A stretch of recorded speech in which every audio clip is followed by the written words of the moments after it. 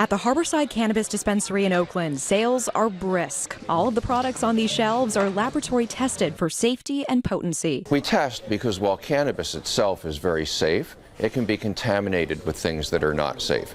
According to the Cannabis Industry Association, just 5% of cannabis products for sale in the state are tested for safety. And some experts believe as much as half the pot being grown is contaminated with potentially dangerous chemicals or bacteria. Pesticides are one of those things, but there's a variety of pathogenic molds and fungus that can also grow in cannabis that can be dangerous to human beings, especially people who have compromised immune systems. Harborside founder and potrepreneur Steve D'Angelo also co-founded the nation's first pot safety testing lab called Steep Hill in Berkeley. The current supply of cannabis in the retail market is, I would say, questionable.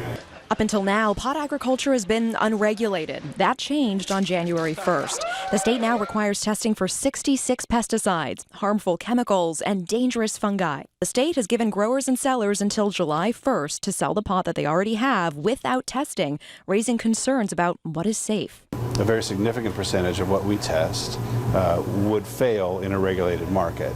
Not good. Anthony Torres is a senior researcher at Steep Hill. What I have here is a plated sample from cannabis that is contaminated with a few different types of funguses.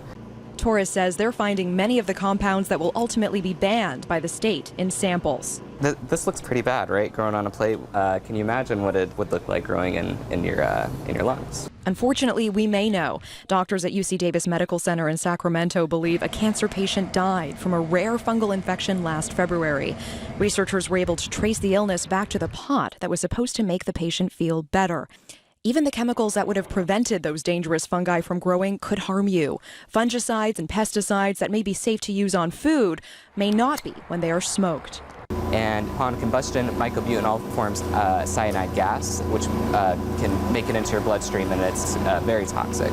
The State Cannabis Bureau has established a timeline for testing all pot. The goal, to test everything by the end of this year. Yes, eventually everything will be labeled with testing results. Currently, if products are not tested, they'll have a sticker on them that will say so. Back at Harborside, Steve D'Angelo says your best bet for buying tested cannabis is at a licensed dispensary.